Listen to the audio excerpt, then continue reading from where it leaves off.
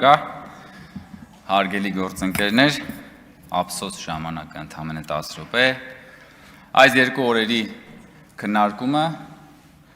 ինձ մոտ վերահաստատեց այն համոզմունքը, որ մեր ընդդիմադիր գործընկերները իմ թեկնածության հետ կապված հակափաստարկ եւ ասելիք չունեն։ Ամեն ինչ իմ թեկնածության իմ հետ փոխկապակցված անձանց շուրջ, բայց ոչինչ իմ գործունեության վերաբերյալ։ Բայց մի բան կա, որ ունեն, հատկապես Հայաստան Դաշինքի իմ գործընկերները, նրանք վախ ունեն։ Դուք վախենում եք, հարգելի գործընկերներ, որ ես այստեղից բարձրանամ այստեղ։ Դուք շատ ուժեղ վախ ունեք դրանից, եւ ես ուզում եմ ձեզ հանգստացնել։ Հանգիստ եղեք, եթե ես ընտրվեմ, խոստանում եմ ձեզ համար ապահովել հաճելի ժամանց այս նիստերի դահլիճում։ Ինչի վախ ունեք ինձանից, որովհետև կներեք, դուք 5 տարի ինձանից փախած եք մանեկել։ 5 տարի շարունակ, երբ որ եկել է քաղաքացիական պայմանագիր խմբակցության անունից ելույթի ժամանակը, իսկ ես 90% դեպքերում ես եմ ելույթ ունեցել, երբ որ ես այնտեղից սկսել եմ մոտենալ այստեղ, դուք դահլիճից փախել եք, ժողովուրդ։ Ձեր մի մասը ինձ ասել է, պարոն Կոջարյան, գնանք ծխենք էլի, բան սենց, այս սենց երեխայական արդարացումներով։ Դուք փախել եք դահլիճից, վախեցել եք։ Բայց նույնիսկ այս դեպքում, հարգելի գործընկերներ, ես ուրախ եմ արձանագրել, որ կարևոր հետք եմ թողել ձեր քաղաքական ինքնության վրա։ Օրինակ, դժոխքի սաունդթրեքը ինքն իր մասին հիշեցրեց։ Այդ հետ տարիներ անց երեխաները, պատանիները ցանկանան իմանալ, ով է եղել Քրիստինե Վարդանյան անունով ազգային ժողովի падգամավորը։ Նրանք ընդհանրապես պետքա սերչ անեն դժոխքի սաունդթրեք արտահայտությունը եւ կիմանան, որ դա եղել է Քրիստինե Վարդանյանը։ Ճակատագրի հեգնանքով Տիկին Վարդանյան, որքան էլ որ դուք ինձ չսիրեք, դուք պատմության մեջ ամենաշատը մնալու եք շնորհիվ ինձ, Տիկին Վարդանյան։ Եվ դա ինձ համար հետաքրքիր եւ միևնույն ժամանակ հաճելի փաստ է։ Որքան էլ որ դաշնակցությունը չհավանի իմ թեկնածությունը, բայց քաղաքական հայդուկ արտահայտությունը, որ ներեք պարոն Խաչատրյանը այստեղ չդիմացավ եւ կրկնեց, որը ես եմ դրել շրջանառության մեջ, անընդհատ ձեզ հետապնդելու է պարոն Խաչատրյան։ Եվ ես կարող եմ բազմաթիվ արտահայտություններ ասել Աճարյանի բառարանից, չգիտեմ այլ բառարաններից, բայց դա դարձել է ձեր քաղաքական ինքնության կարևոր եւ անբաժան մասը եւ ես դա իսկապես ինձ համար հաճելի է։ Եվ ես պատկերացնում եմ ձեր վախերը, ասում եք, հապա որ հիմա հելա հաստավնդե, բա ինչ ա լինելու ժողովուրդ։ Հիմա ես մի շատ կարճ արձագանք կանեմ հայփոստի վերաբերյալ, որտեղ այնուամենայնիվ մի երկու բան է ասվել, որի շուրջ պետքա ես խոսեմ։ Դիվիդենդների հետ կապված պարոն Կարապետյան, ըստ հրապարակված հաշվետվության, դուք հիմա չեք լսում, բայց մամուլը հուսով եմ այդ վերնագիրը եւս կտանի, հայփոստի կառավարման, իմ կնոջ կառավարման ժամանակաշրջանում հայփոստը վճարել է պետությանը 1 միլիարդ դրամի դիվիդենդ։ Սա մեկ։ Ըստ հրապարակած նորից տվյալների 2024-25 թվականներին հայփոստի ֆինանսական արդյունքը բարելավել է 900 միլիոն դրամով։ Սա երկու։ Երբ որ դուք խոսում եք հայփոստի կառավարման արդյունավետության մասին, այս երկու թիվը 1 միլիարդ դրամ դիվիդենդ եւ 900 միլիոն դրամի, գրեթե 1 միլիարդ դրամի ֆինանսական ցուցանիշների բարելավումը, դա Հայ Կոնջարյանի կնոջ աշխատանքի արդյունավետությունն է։ Երեք պարոն Մանուկյանը այստեղ նաեւ հայտարարագիրը վերցրել էր Պարոն Մանուկյան, ես որքան գիտեմ, ինձ ասացին, որ դուք տնտեսագիտության թեկնածու եք։ Եթե այդպես է, խայտարակություն է դա։ Նախ ուզում եմ ասել այդ 5 միլիոն դրամը, որ ասում եք, այս ինչ 5 միլիոնը մայրության նպաստի 5 միլիոն է, այլ եկամուտները բաժնում։ Երկրորդը, որ ասում եք, ինչի չի իջել բանը, մայր գումարը, հայտնի բան է, ժողովուրդ ջան, 4-րդ դասարանի երեխեն էլ գիտի, որ մարդիկ գնում են հիպոթեկով բնակարան ձեռք բերելու, վարկի մարման բանկա, անունիտետային, կարծեմ այդպես է կոչվում, մարման բանկա, տրամաբանություն կա, որ սկզբից տոկոսներից է գումարը գնում, հետո նոր մայր գումարից։ Ախր ո՞նց կարելի է այսքան պրիմիտիվ բանը չիմանալ, գալ եւ այստեղից ես բան անել, ինչ որ որտեղից իմանա, չնայած ես նայում եմ, իրոք էլի ափսոս չէր Արծվիկ Մինասյանը, տարել եք եսի մուրեք դրել Արծվիկ Մինասյանին, խնդրեմ։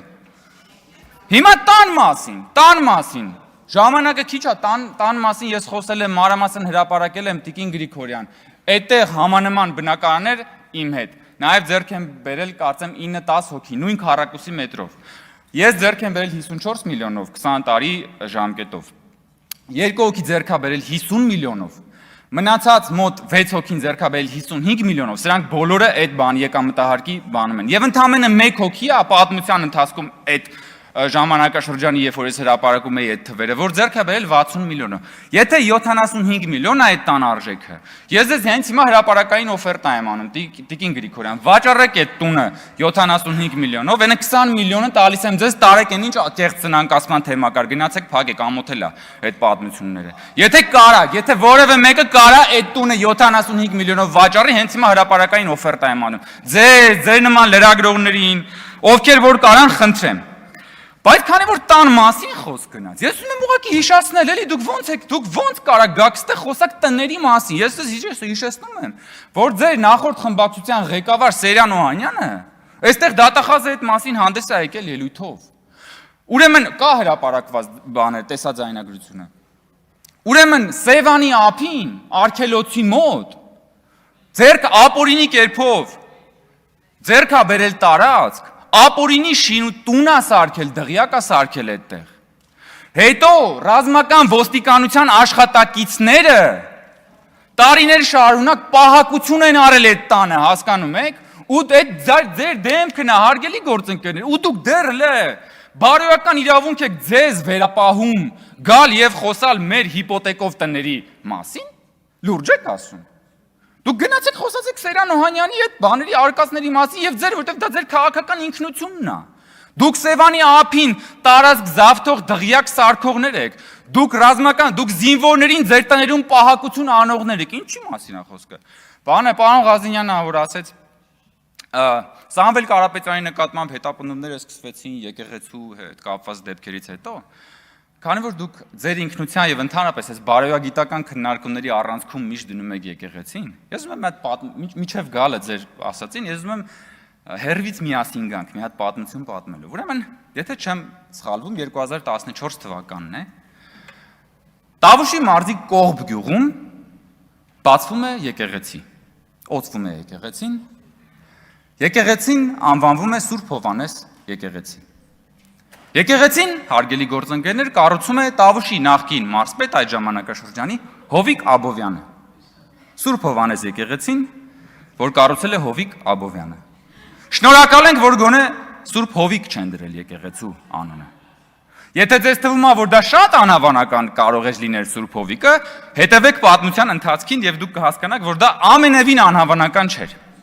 Եվ ուրեմն այդ օծման օրն է, օծմանը եկել են դե բանն է, Հովիկ Աբովյանն է կանգնած, անձամբ եկել է օծմանը Սերժ Սարգսյանը,